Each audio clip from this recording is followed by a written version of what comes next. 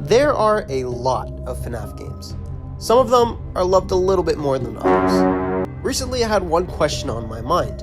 Which one is the best? To answer this very thought-provoking question, I decided to go through every FNAF game until I figured it out. I'm going to take a look at 3 parts of each game to decide their quality. Those being gameplay, visuals, and story. The first game in the series is one of my favorites. This was the FNAF game I grew up with, and it has a level of creepiness that I feel was lost in most of the other games, but I'll get into that more later. The gameplay of FNAF 1 is very simple but pretty effective. There's only 4 animatronics, excluding Golden Freddy, that you need to deal with, which can be pretty repetitive, but that applies to most of the games, so I won't hold it against this one. The biggest problem with this game is the length of each night. 9 minutes is low-key ridiculous, and you definitely feel it. It gets very monotonous, and while getting footage, I found myself just staring at the screen doing nothing. Thankfully, this game gives you lots of great things to look at.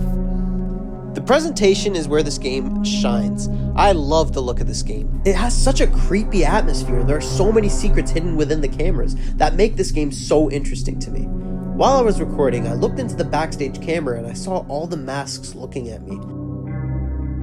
I didn't even really process it at first, so I checked back on the cameras and then they just looked away. It was really cool. The audio design in this game is great too. I also really love the Golden Freddy appearance in this game and the "It's Me" text that goes along with it. The story of this game isn't obvious at first, but once you dig deep enough into it, a very interesting horror story emerges. The mystery of the 5 missing children is so dark and tragic, and I'm glad this game takes it seriously. Before all the Afton stuff was introduced, we had a simple story about dead children possessing animatronics, trying to get revenge on their supposed killer. So overall, FNAF 1 is a great game, but what about the sequels? The second game in the series is a fan favorite, and I can see why. So many new animatronics were introduced, and has a much more engaging gameplay than the first game. Scott Cawthon decided to remove doors for this game, and it makes you feel a lot less safe. The animatronics can literally enter your office, and it's very cool. As for the presentation, the atmosphere in this game is a little worse than the first. It's very loud and is more intense than scary. The designs for the animatronics are hit or miss for me. I don't like the toy animatronics with the exception of the No-Beak Chica, but I do like characters like the Puppet and Withered Bonnie. Withered Bonnie especially just has one of the coolest designs in the whole series. Also, there are a lot of Easter eggs in this game. We have the Shadow animatronics, Golden Freddy, and there are these new 8-bit minigames. In these minigames, we have the introduction of the purple guy. He's dressed up in a night guard uniform, which further proves my theory that you play as a killer in the first game. So even though it's not very scary, there's a lot to love in this department. Speaking of purple guy, we were shown a cutscene where the purple guy kills a child outside of a pizzeria, which is the first time we've seen it happen. Characters like the Puppet are given a lot of significance in the game's story, being portrayed as a sort of savior character. We also find out that this game is actually a prequel, and that the withered animatronics were early prototypes for the FNAF 1 characters. So yeah, FNAF 2 is a great experience, and it's definitely one of the best in the series. So how does Scott Cawthon follow up such a great game? With FNAF 3, we went from the most animatronics to 1. To be fair, it's probably the best character in the series, Springtrap. Even though Springtrap is the only one who can kill you, there are the Phantom animatronics, or as I like to call them, the watermelons. I do really like their design in all honesty. They fit perfectly with the very green color scheme the game goes for. They can't kill you, but they create distractions that allow Springtrap to kill you quicker. Springtrap can also be such a pain since he has access to the vents, which essentially allow him to teleport. The game takes place in a horror attraction called Fazbear Frights, and the location has a very dirty aesthetic. We see animatronic shells and parts scattered around and tons of Easter eggs and references to previous games. It's extremely creepy, not to mention that this office is probably the most exposed one yet. I want to take a second and talk about Springtrap's design because, wow, it's a good one. I like how they didn't just recolor Bonnie, but instead he has his own special look. The best part is definitely the human remains seen within the suit. We can get a closer look at them through these secret images that are just so perfect. There was one major flaw with this game though. You just can't ignore it, it's the jump scares. The Springtrap jump scares, it's just terrible. He just walks up to you. Oh my god, so scary. I think the build up to his jump scare is pretty well done actually. The way he just stares at you through glass, for example, is so creepy. Sucks that it builds up to a warm greeting. Hello! This game acts as the finale to the missing children storyline. There's a sense of finality that kind of gets ignored later on, but I do really like how the story closes off. We of course have the scene where the dead children team up and trap Purple Guy in the Spring Bonnie suit. It's so poetic that the man who would stuff victims into animatronics would die in an animatronic. There is also the Happiest Day minigame, which is just so beautiful. The other children coming together to set the Golden Freddy spirit free is just so great. This leads to the final image of the game, where all the masks of the animatronics are no longer lit up with rage and can now rest knowing their killer is trapped in a prison of his own doing. Oh wait, there's other FNAF games, so screw that ending, let's do it again. Even though FNAF 3 was an amazing conclusion story-wise, fans were not pleased with the gameplay and the jump scares. So with the next game, Scott went back to basics. Kind of.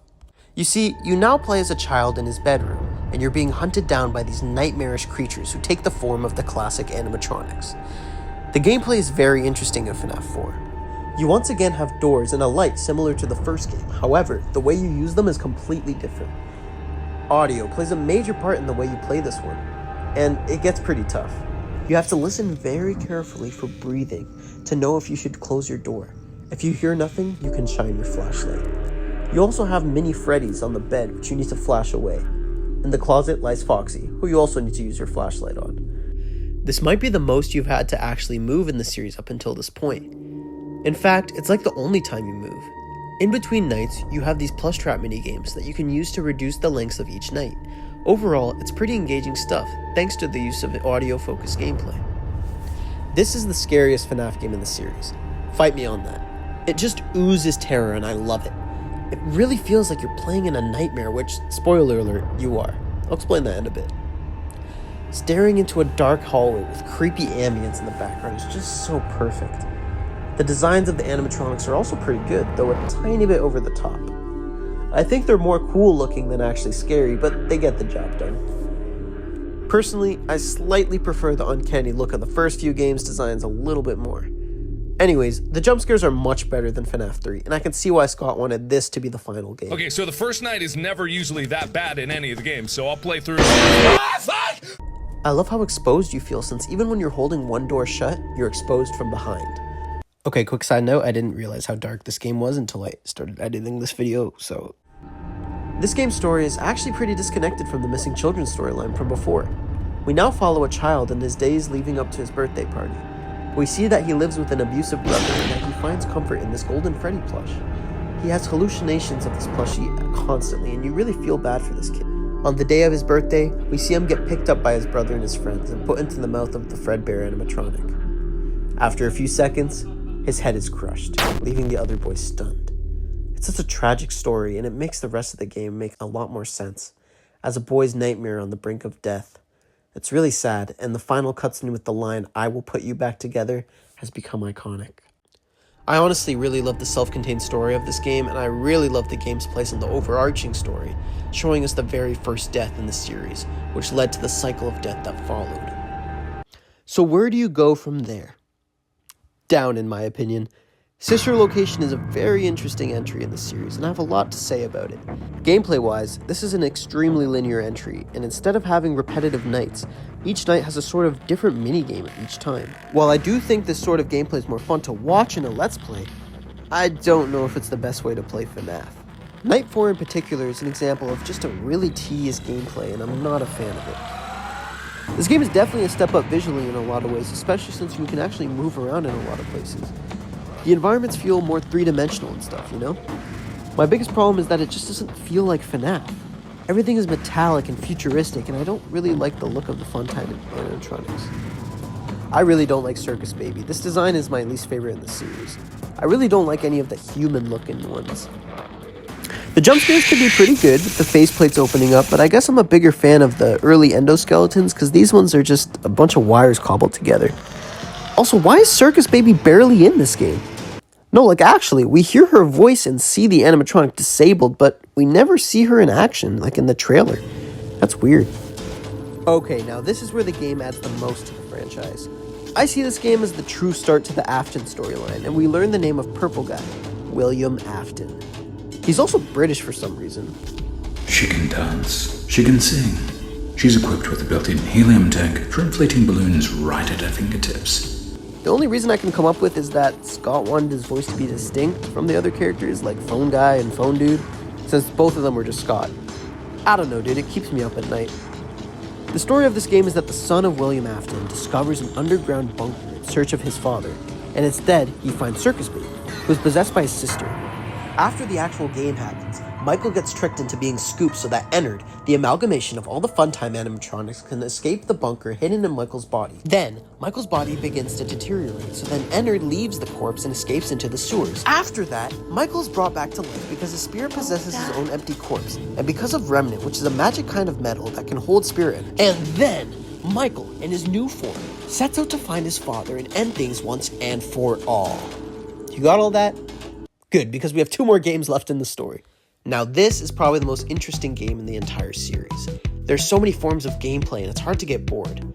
We open with a fake out intro where you give pizzas to kids and then boom! You are now sitting at a table across from withered Circus Baby. The gameplay of this game is split into 3 sections. You have the pizzeria simulator where you manage a pizzeria, you know. Then you have the vent gameplay, which is your standard Five Nights at Freddy's stuff, you know. Finally, you have the salvage sections, where you have to do some tests and bring some animatronics into your pizzeria. The pizzeria is very fun, although kind of limiting.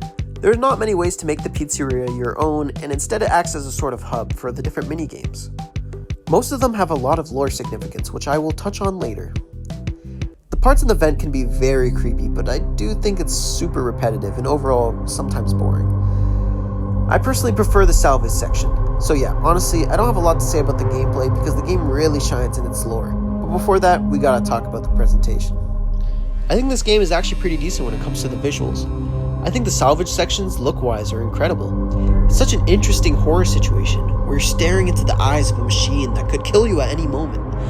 I love how dark it is and the fact that you have to look down and check off boxes only for the animatronics to be in a different position when you look back up. It's just so cool.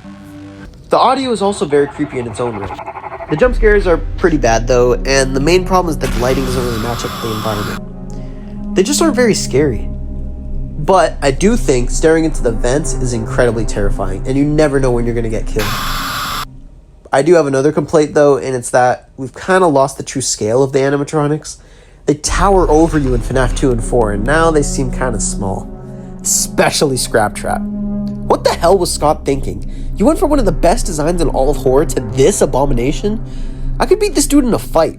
Probably. Maybe. I do really like Baby and Lefty. They are very good designs. Going from Circus Baby to Scrap Baby is like night and day for me. Molten Freddy is also pretty cool, but his body of wires is kind of lame and not very scary. I know a lot of people disagree with that, but that's just how I feel. All that other stuff is kind of the weak points of the game, but I do think this game really excels in its story. This acts as the finale to the entire franchise and has a level of cinematicness that is unmatched by the other games. There's one particular cutscene that is just so peak, but I want to talk about the other lore revelations first. We find out how the puppet was possessed, and it's very sad seeing Charlie dead in an alleyway, alone in the rain. We see that the puppet animatronic was actually built to protect, which is why the marionette acts as a sort of guardian for the other spirits. There's also a scene of William killing Susie, the girl who possesses Chica. She is meant to be the first of the 5 missing children, and it's just really sad seeing Springtrap tower over her behind her before she dies. We also have confirmation that William Afton is the father of the crying child of FNAF 4, along with other minor discoveries. But now it's time to talk about the main story. We play as Michael Afton, who gets a managing job at a brand new Freddy Fazbear pizza location.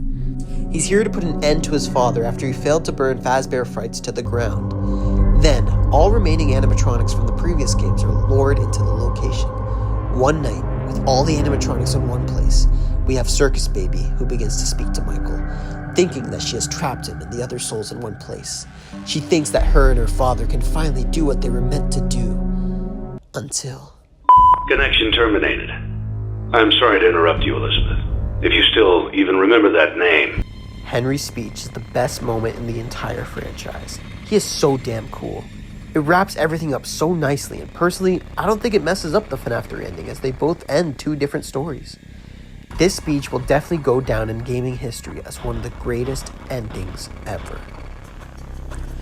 Ultimate Custom Night serves as a sort of epilogue to the previous game, as well as a nice challenge for seasoned players. This is probably the most gameplay-driven entry in the series, but I feel it's a little too overwhelming. I know a lot of people like to play this game, but I feel like some previous games have better custom nights, because this one is just flashing your flashlight, which deals like 20 animatronics. I think this game looks okay for the most part, alright, but it definitely has the worst jump scares we've seen so far. It's kind of crazy, we have 50 animatronics just working perfectly in this game, and to give so many characters voice lines is very fun. There's a bunch of different offices and it's full of Easter eggs. I wouldn't be able to go through every detail in this video, maybe another time, but I'm going to talk about the lore now. After the events of FNAF 6, all the souls are set free, except for William Afton, who's being kept in hell by the one he should not have killed. It's revealed that Golden Freddy contained 2 spirits in one animatronic. This is because the FNAF 4 crying child was never physically inside the suit when he possessed it. However, a child named Cassidy was stuffed inside. While one of the spirits did eventually become freed at the end of FNAF 3, Cassidy remained and wanted revenge on their killer. So William Afton now must go through jump scare after jump scare, enduring the horror that he started. I think this game gives Golden Freddy so much aura, and the rivalry between him and William Afton is very engaging. For the rest of time, these two are trapped in an endless nightmare. Wow, what a great ending. This is how the series can be remembered. Wait. That's not how things ended? No. Okay, so it turns out there's more FNAF games after Ultimate Custom Night. And let me just say an extremely hot take. Security Breach is bad. Okay, so obviously not a lot of people like this game, and it's clearly because it seems to ruin the established ending that fans really liked.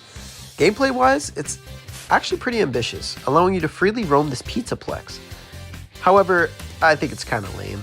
The Pizzaplex isn't scary at all, and it just feels like a FNAF fan game more than the next big entry in the series. The animatronics look lame, the main character is lame, everything is just lame as hell. I will say this though, Burntrap, he looks pretty cool. But he should not be here! Why the hell is Springtrap still here? I always come back. Well, please stop, dude! Stop coming back! This is why nobody likes this game. FNAF 6 has such a perfect ending. And Ultimate Custom Night established that William Afton was in hell now, for eternity. Well, I guess not, because we want a 5-second scene where he gets eaten by a blob. Bravo, guys. That was so worth it. Okay, so I don't want to talk about that game anymore. Obviously, some of these games are prioritizing gameplay, while some prefer lore and or atmosphere. All of these elements are equally FNAF, although some execute their ideas better than others. So how would I rank these games? Coming in last place is obviously Security Breach. I wish this game just didn't touch on the Afton story and just tried something new. The gameplay is ambitious but flawed, and it's just an overall lame game. Then we have Ultimate Custom Night, which it has some fun ideas but just doesn't stack up compared to the other games. After that is Sister Location, which tried to expand on the lore in major ways, but it's a little too convoluted for my liking. There is some new gameplay ideas, and it tries to be less repetitive, but some of the nights are just pretty bland. FNAF 3 has an amazing ending, great design for Springtrap, the Phantoms, cool atmosphere, but it suffers when it comes to the jump scares and can be kind of annoying to actually play. FNAF 2 has the best gameplay in the series. It's iconic, and I can see why fans love it so much. For me though, I don't really enjoy FNAF for the gameplay, so even though it's great in this game, it's not very scary and lacks an atmosphere as good as the first game. Still incredible though, and I'd say everything from here on is extremely similar in quality. Please don't stuff me in a suit. FNAF 1 holds a special place in my heart. It has the perfect atmosphere, and I love its simplicity and storytelling. The designs of the animatronics are great, and the jump scares are also pretty good too. It's held back by pretty repetitive gameplay. I don't care though, it's really fun to go back to. FNAF 6 is probably my personal favorite in the series, though it's not the best. Lore-wise, it's incredible, and the gameplay is pretty fun too. I think the game can be genuinely creepy sometimes, and that Henry speech is carrying so heavy. It's literally the perfect ending to the series. The only thing holding this game back from number 1 is the jump scares and that stupid scrap chat design I absolutely hate. Speaking of the best FNAF game, it has to be Five Nights at Freddy's 4. The gameplay is engaging, the visuals are terrifying, the jump scares are a huge step up from FNAF 3, and the story is tragic but captivating. I love this game so much, and what it does for the franchise. It's the most horrific game, and I wish more of the series was like it. Alright guys, that's it for this video. I hope you guys have enjoyed watching this style of the videos I've been doing recently, and the Geometry Dash video is doing really well actually. Let me know what you guys think the best FNAF game is in the series in the comments below. I love hearing you guys' opinion, especially when they differ from my own. This video took so long to make, so I hope it turns out well. I have lots of great videos planned for the future, so stay tuned for those, and I hope you guys have a great one. Take care. Was that the bite of 87? No!